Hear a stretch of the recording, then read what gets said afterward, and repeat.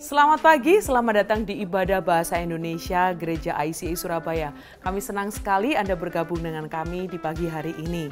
Baiklah, sebelum kita mulai ibadah pagi ini, berikut adalah informasi penting untuk Anda ketahui. Mission Trip kembali dilaksanakan tahun ini. Trip yang pertama adalah Building Trip, di mana kita akan membangun 3 gedung di Soe, Kupang, Nusa Tenggara Timur. Dari tanggal 24 sampai 28 Mei 2022. Biaya untuk pendaftaran adalah 2,6 juta dan hanya untuk para pria.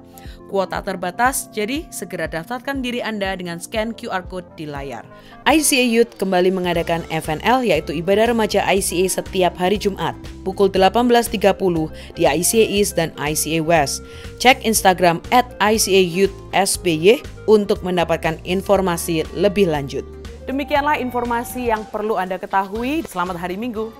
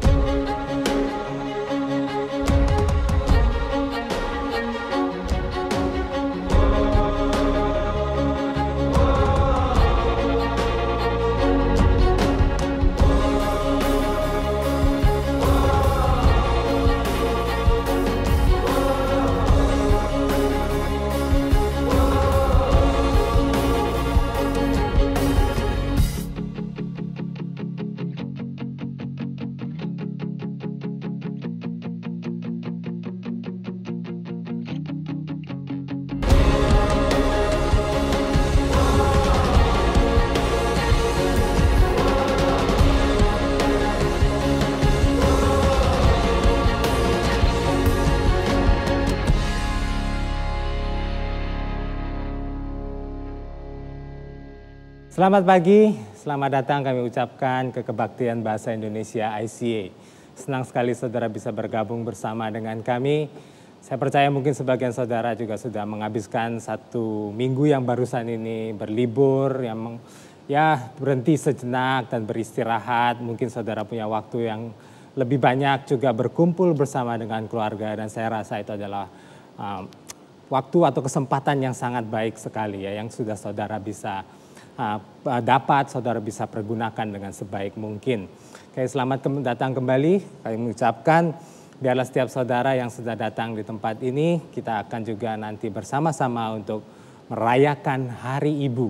Tapi sebelum itu, kalau saudara perlu informasi apapun tentang ICA, mungkin tentang grup di ICA, kelompok kecil, ataupun tentang anak remaja, kebaktian anak remaja, saudara bisa cek di Instagramnya ICA, atau saudara bisa kunjungi websitenya ICA juga. Terutama dalam bulan ini, akhir bulan ini juga akan ada mission trip, dan saudara bisa cek setiap informasinya, setiap detailnya di website, ataupun saudara bisa lihat nanti di pengumuman. Kembali saya katakan, pada hari ini kita akan bersama-sama, kita mau merayakan Hari Ibu. Memang kalau secara lokal, secara Indonesia, kita biasanya merayakan Hari Ibu di bulan Desember ya. Kalau tidak salah tanggal 32. Tapi secara internasional, dan kebetulan karena kita juga adalah bagian dari gereja internasional, kita merayakannya di Mei, di minggu kedua biasanya. Dan itulah yang akan kita rayakan bersama pada hari ini. Nah, ketika kita bersama-sama memikirkan tentang apa yang akan kita bawa, apa yang kita ambil sebagai contoh ya dari seorang ibu. Kemudian kita berpikir tentang ketika ya kita baru saja merayakan Paskah, dan di mana itu juga berbicara tentang Yesus, dan itu memberikan kita satu inspirasi di mana bagaimana kalau kita juga berbicara tentang seorang sosok, yaitu ibu dari Tuhan Yesus itu sendiri, yaitu Maria. Dan dari situ kita juga bisa tahu, kita bisa belajar bersama-sama. Seorang Maria ini memang adalah seorang wanita yang mungkin sudah sangat-sangat terkenal ya. Dia memang menjadi salah satu tokoh yang punya peranan besar di Alkitab. Tapi hari ini kita mau bersama-sama, kita mau melihat dari sisi yang lain. Dari sisi keibuannya, dari sisi bagaimana dia itu menjadi seorang ibu dari seorang Yesus waktu itu. Yesus yang pada waktu itu juga adalah full manusia dan juga memang dia adalah juga full sebagai Tuhan. Tetapi bagaimana perjalanannya selama dia menjadi seorang ibu, dan dari sinilah kita mau melihat sisi lain daripada seorang Maria. Dan kita percaya bahwa Maria ini juga adalah orang yang seperti pada umumnya, seorang yang biasa. Memang latar belakangnya dia juga adalah dari orang yang pada umumnya. Tetapi kita pun mau melihat bahwa sebagai seorang ibu pun dia sebenarnya juga adalah sama seperti ibu-ibu pada umumnya. Ya memang bahkan ya kita bisa katakan kita lihat juga bahkan pada ibu-ibu zaman sekarang. Dan kita percaya juga nantinya memang pada hari ini kita akan berbicara lebih banyak tentang, khususnya kita fokus tentang seorang ibu ya kehidupan. Tapi beberapa prinsip-prinsip, beberapa hal-hal yang kita pelajari di sini, saya percaya ini juga bisa berlaku bagi setiap saudara. Maupun saudara yang, bahkan bagi para pria, karena ini adalah prinsip-prinsip yang cukup penting yang kita bisa lihat tentang perjalanan kita juga sebagai seorang Kristen. Tapi biarlah mungkin nanti kemudian kita akan lebih banyak berbicara tentang ibu, seorang wanita, dan juga mungkin nanti banyak dari saya juga akan cerita tentang pengalaman saya sendiri, cerita-cerita pribadi saya tentang bagaimana ibu saya. Tapi mari kita akan mulai dengan satu doa dulu. Tuhan, terima kasih Tuhan, bahwa hari ini kita akan bersama-sama mau belajar, kita mau bersama-sama Tuhan mau mengangkat satu tokoh Tuhan dari Alkitab, yaitu seorang Maria Tuhan, di mana dia menjadi ibu. Dia yang mengandung dan yang melahirkan satu sosok yang paling penting ya Tuhan di dalam kehidupan kami, bahkan di dalam seluruh dunia ini ya Tuhan, kami percaya. Tapi Tuhan, biar kami bisa belajar Tuhan, perjuangan, pergumulan seorang ibu yang sama seperti pada umumnya Tuhan. Bahkan juga pergumulan-pergumulan yang bisa kami katakan, bisa kita temukan juga Tuhan di dalam setiap kehidupan ibu pada umumnya, atau bahkan di dalam setiap kami sebagai orang Kristen. Tapi dari situ Tuhan, biarlah kami bisa belajar dan kami bisa menghargai Tuhan, bagaimana seorang ibu itu sudah membesarkan kami. Dan kami juga bisa ya Tuhan melihat satu perjalanan iman bagi setiap kami dalam setiap musim kehidupan ini. Terima kasih ya Tuhan, hanya di dalam nama Tuhan Yesus kami berdoa. Amin. Amin saudara. Baik, kita akan mulai dengan poin yang pertama yang mungkin saya bisa bagikan kepada setiap saudara, yaitu iman di setiap musim kehidupan. Saya percaya bahwa ini yang kita juga bisa lihat dari kehidupan seorang Maria. Bahkan dari sejak awal, seorang Maria, dia diberikan satu tugas yang cukup besar. Bukan cukup lagi ya mungkin ya, itu yang sangat besar bagi saya. Karena dia mengandung tanpa ya ada intervensi manusia. Bahwa dia mengandung dari kuasa Roh Kudus. Dan ya saudara pasti ingatlah, setiap kali atau sering kali dalam setiap perayaan Natal, sebelum Natal kita sudah berbicara banyak tentang latar belakang Maria. Bagaimana dia harus menerima tugas, mengemban tugas itu untuk menjadi alat atau tempat di mana dia itu mengandung seorang yang akan menyelamatkan seluruh dunia ini. Jadi ini adalah satu lompatan iman saya percaya bagi seorang Maria yang pada waktu itu juga masih sangat muda. Tapi kemudian kita mau melihat juga bagaimana di dalam setiap musimnya nanti, bahwa iman ini semakin hari semakin bertumbuh, semakin hari semakin kuat. Dan kita juga bisa sudah lihat bahwa ya kita bisa yakini sebagian saudara sudah pasti sudah baca kehidupan Maria. Dan ya memang kita bisa katakan bahwa Maria adalah seorang wanita yang penuh dengan iman. Tapi hari ini juga kita mau bisa melihat kembali, saya katakan kita mau melihat sisi lain dari setiap itu. Dan saya percaya itu juga berlaku bagi setiap kita. Karena dari setiap kesuksesan, orang kadang hanya melihat suksesnya aja. Orang yang sudah sukses misalnya di dalam pekerjaannya, di dalam karirnya. Orang itu melihat hanya sisi suksesnya, di mana dia sudah berhasil sekarang, di mana posisinya sekarang. Tetapi mereka tidak bisa melihat secara penuh bagaimana perjuangannya, kesalahan-kesalahan yang dia pernah lakukan sebelumnya, ataupun kegagalan-kegagalan dia selama perjalanannya. Dan di sini juga kita mau lihat bahwa sebagai seorang manusia yang biasa, setiap kita juga punya pergumulan yang sama. Setiap kita juga mungkin pernah melakukan kesalahan yang sama. Setiap kita juga mungkin pernah gagal di dalam satu sisi ataupun di dalam satu ataupun dua hal. Dan ini yang kita mau sama-sama belajar. Bahwa walaupun kita memang kembali kita lihat ada iman yang besar. Tapi saya percaya itu dibutuhkan satu rasa percaya ketika kita tidak mengerti. Dan saudara tahu, ketika kita harus percaya walaupun kita tidak mengerti, itu dibutuhkan satu keberanian yang besar. Karena menghadapi sesuatu yang tidak kita ketahui, atau menghadapi sesuatu yang tidak mengerti, saya percaya itu adalah sesuatu yang menakutkan. Karena itu bukan sesuatu yang kita biasa atau sesuatu yang kita percaya kita bisa selesaikan. Dan ini juga yang akan kita mau lihat dari kehidupan seorang Maria. Kita mau baca itu di kitab Lukas. Lukas pasal yang kedua, ayat yang ke-41 sampai yang ke-52. Ini perikopnya berbicara tentang kisah Tuhan Yesus pada waktu dia umur 12 tahun di dalam bait Allah. Ayat yang 41 dikatakan, tiap-tiap tahun orang tua Yesus pergi ke Yerusalem pada hari raya Paskah. Ketika Yesus telah berumur 12 tahun, pergilah mereka ke Yerusalem seperti yang lazim pada hari raya itu. Sehabis hari-hari perayaan itu, ketika mereka berjalan pulang, tinggallah Yesus di Yerusalem tanpa diketahui orang tuanya. Karena mereka menyangka bahwa ia ada di antara orang-orang seperjalanan mereka. Berjalanlah mereka sehari perjalanan jauhnya, lalu mencari dia di antara kaum keluarga dan kenalan mereka.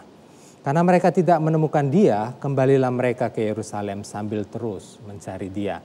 Sesudah 3 hari mereka menemukan dia di dalam bait Allah. Ia sedang duduk di tengah-tengah alim ulama, sambil mendengarkan mereka dan mengajukan pertanyaan-pertanyaan kepada mereka.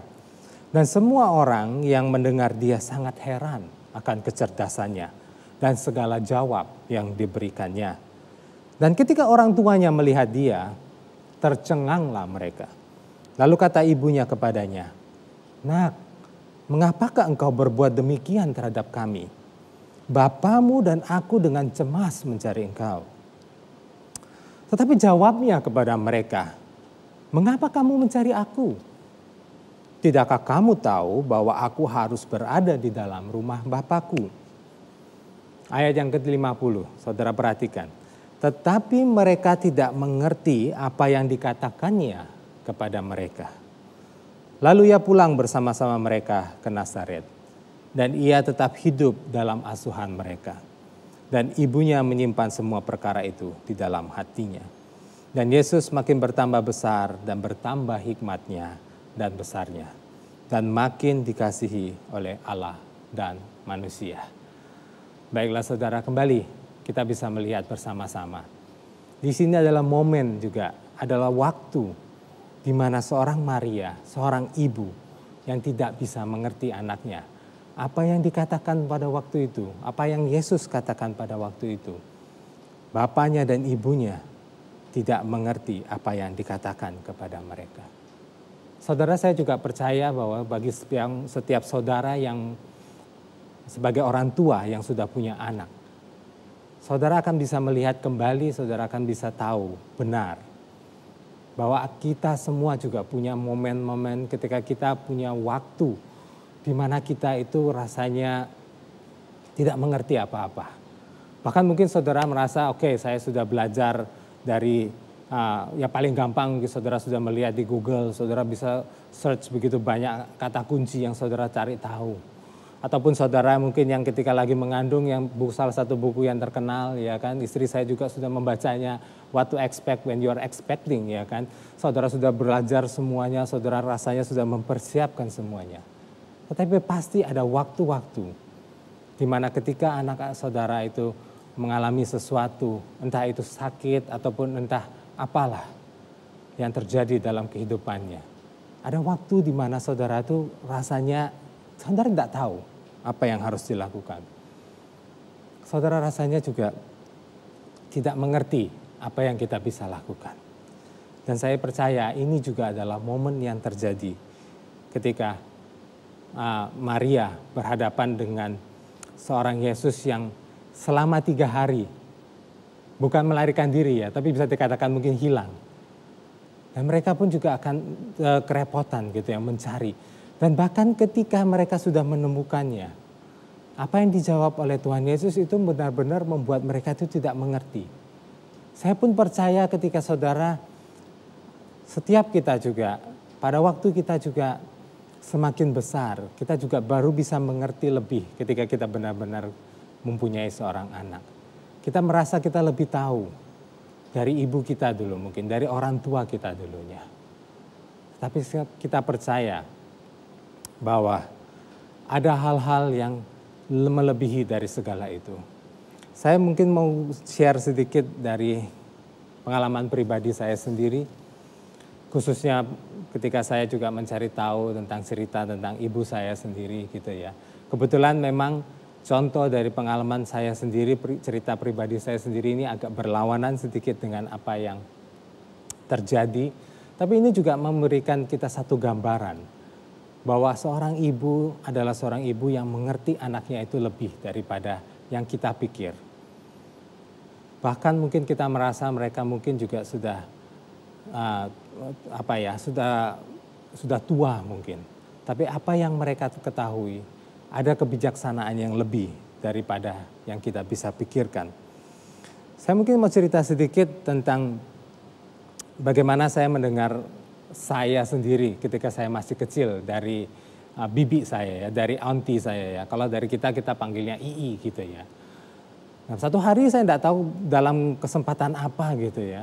Tapi Ii saya itu bisa cerita kepada saya bahwa kalau pada waktu saya itu kecil, saya itu ya seperti pada umumnya mungkin anak laki gitu ya. Saya itu sangat aktif gitu loh. Saya suka lompat ke sana, lompat ke sini. Tetapi ada satu hal yang mungkin dari bibi saya itu cerita bahwa saya itu agak susah diterka gitu ya, diduga karena saya itu bisa tiba-tiba lari ke sana, saya bisa lari ke sini. Tapi kemudian yang paling parah adalah mungkin saya lari ke sana dan saya menggigit orang, dia katakan. Jadi saya bisa bayangkan juga pada waktu itu ibu saya itu bagaimana harus menjaga saya gitu ya. Tapi kemudian kalau saya tanya langsung juga ke mama saya. Dalam mempersiapkan khususnya khotbah minggu ini saya juga kemudian telepon mama saya. Ya kemudian mama saya juga tinggalnya di luar pulau, jauh dari saya, jadi saya telepon aja mama saya dan kemudian saya tanya. Nah ketika saya tanya tentang apa yang saya juga dengar dari sini, versi dari mama saya itu membuat saya lebih bisa menghargai seorang ibu gitu loh. Saya bisa menghargai dan menghormatinya dia lebih. Bahkan ya saya harus mengucapkan terima kasih karena sudah menjadi ibu yang baik kepada saya, kepada mama saya. Tapi dari versi mama saya dia katakan ya memang saya itu kembali sama. Dia katakan ya memang saya itu sebagai waktu kecil sebagai anak laki-laki saya itu juga aktif. Saya itu juga pokoknya lompat sana, lompat sini, manjat sana, manjat sini. Ya kan tapi ketika saya bertanya tentang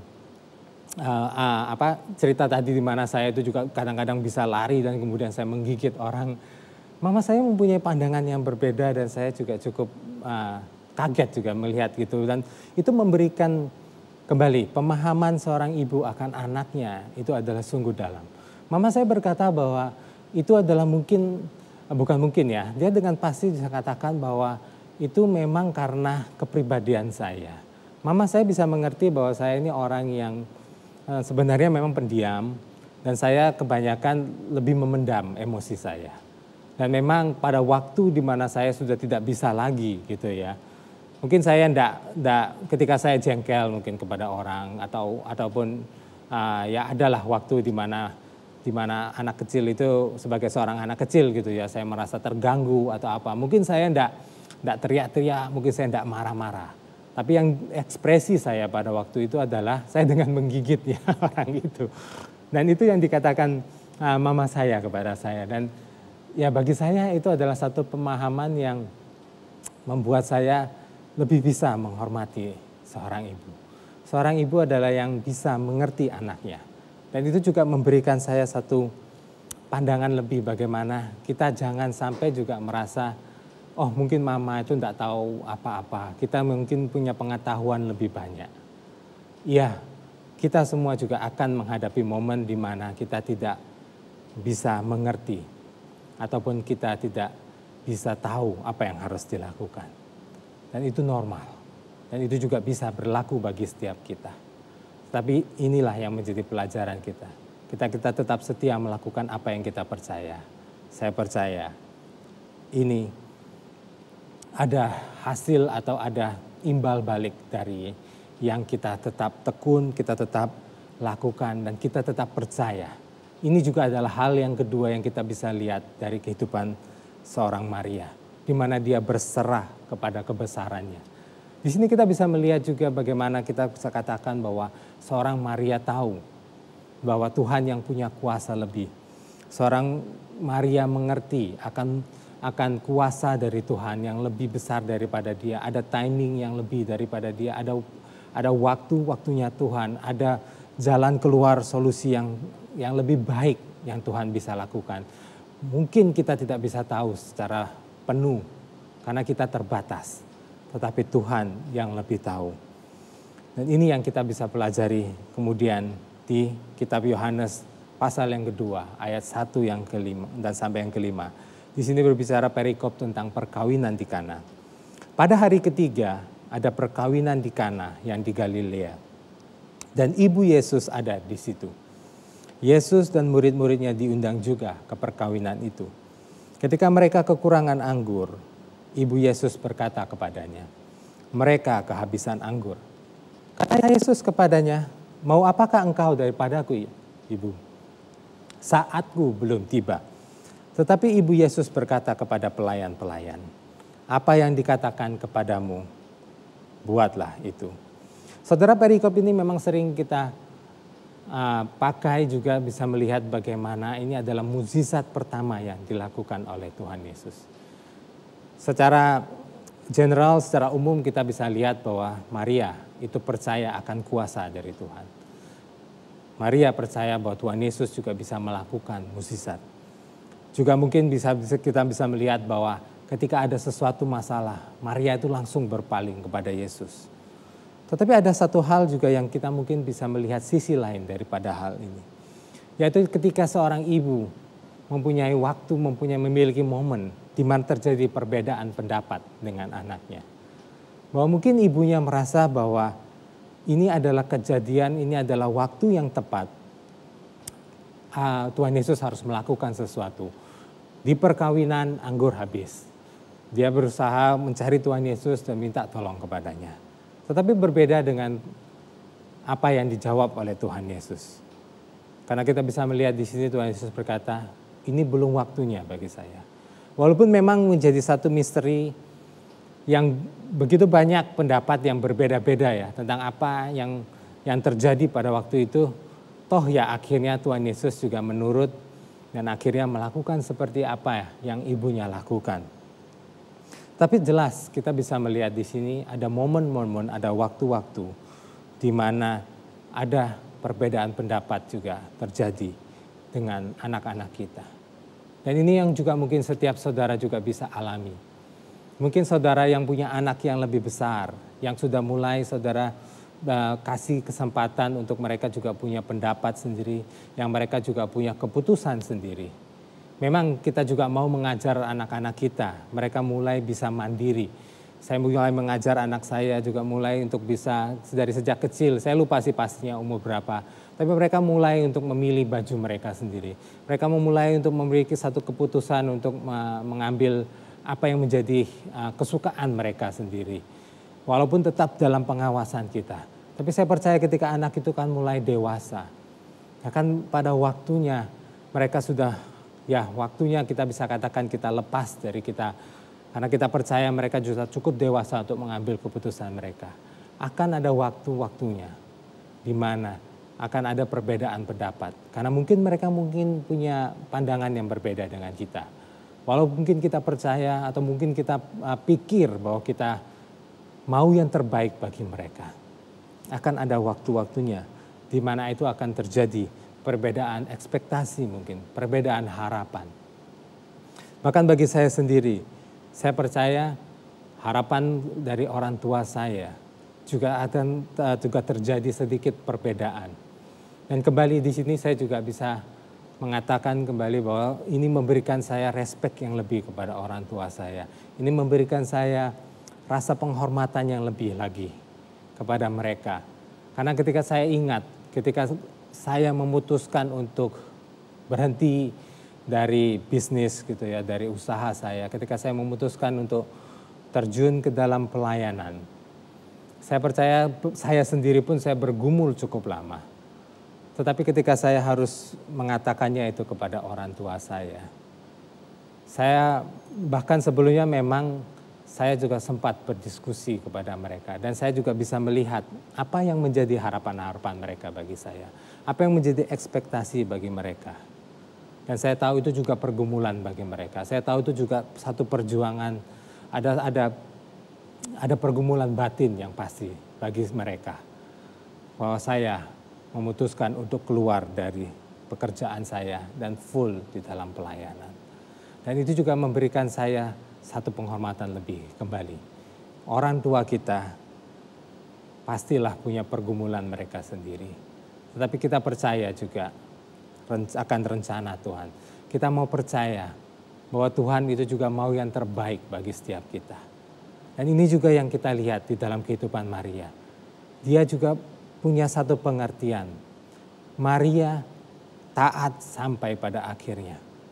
Walaupun Maria seorang ibu, dia dari sejak awal dia tahu bahwa dia mengandung seorang Tuhan Yesus yang nantinya harus mati bagi begitu banyak orang. Dia harus menderita di atas kayu salib. Dia percaya satu pernyataan ini, saya percaya bahwa Maria pun percaya bahwa bukan rancanganku, tetapi rancanganmu yang jadi. Tapi rancanganmu jadilah Tuhan. Di sini kita betul tahu bahwa berserah penuh kepada keadaan kita. Berserah penuh juga kepada kedaulatan Tuhan. Percaya kalau rencana Tuhan adalah yang terbaik bagi kita. Tetapi jelas, saudara bisa bayangkan bagaimana penderitaan, bagaimana pergumulan secara di dalam hatinya ya. Seorang ibu yang harus melihat penderitaan anaknya.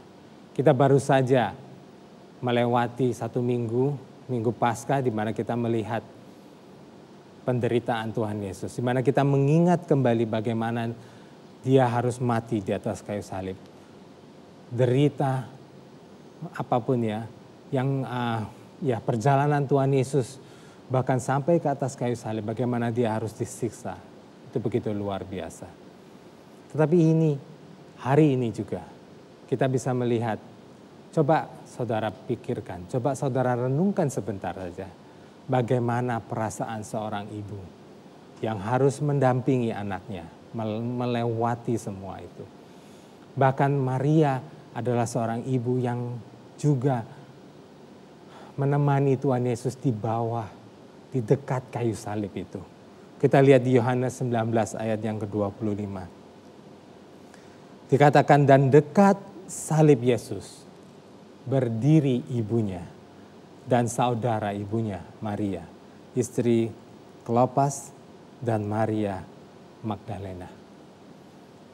Saudara, Maria adalah seorang ibu yang harus melihat penderitaan dan bahkan dia harus melihat kematian anaknya.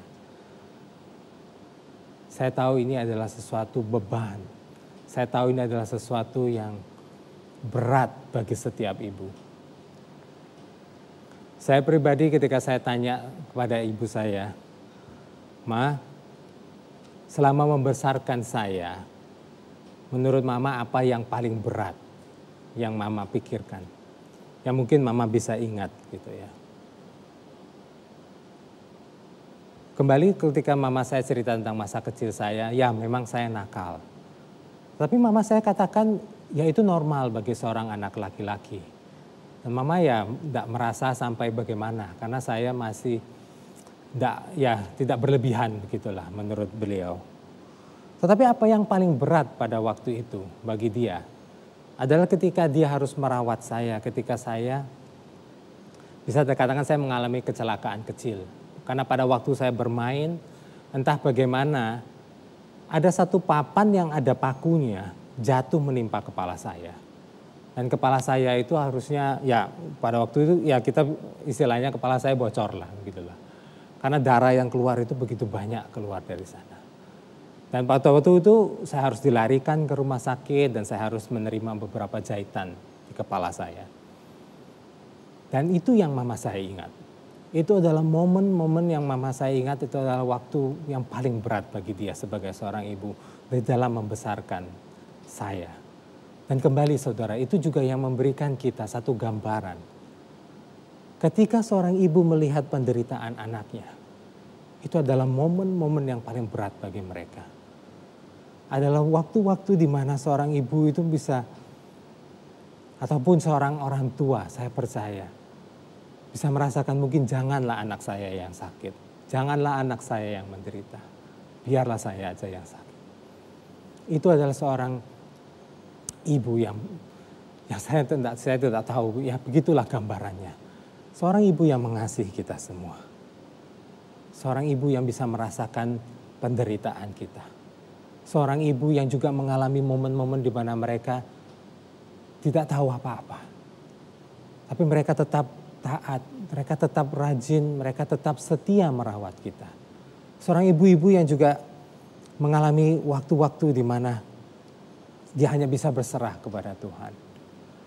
Ibu yang harus melewati mungkin waktu-waktu di mana mereka tidak bisa tidur juga, memikirkan kita. Ibu yang juga harus melihat bagaimana kita waktu itu juga mungkin menentang pendapat mereka. Kita yang juga mungkin pada waktu itu bandel, kita yang berbicara balik, ataupun mungkin maafkan, semoga tidak semua dari kita juga melakukan itu. Mungkin kita yang bahkan berbicara kasar kembali kepada orang tua kita. Semoga kita juga bisa melihat semua itu. Semoga kita juga bisa merenungkan kembali apa yang sudah dilewati setiap ibu selama mereka membesarkan kita dan merawat kita. Hari ini ketika kita merayakan Hari Ibu, saudara, bukankah ini adalah waktu yang terbaik juga bagi setiap kita?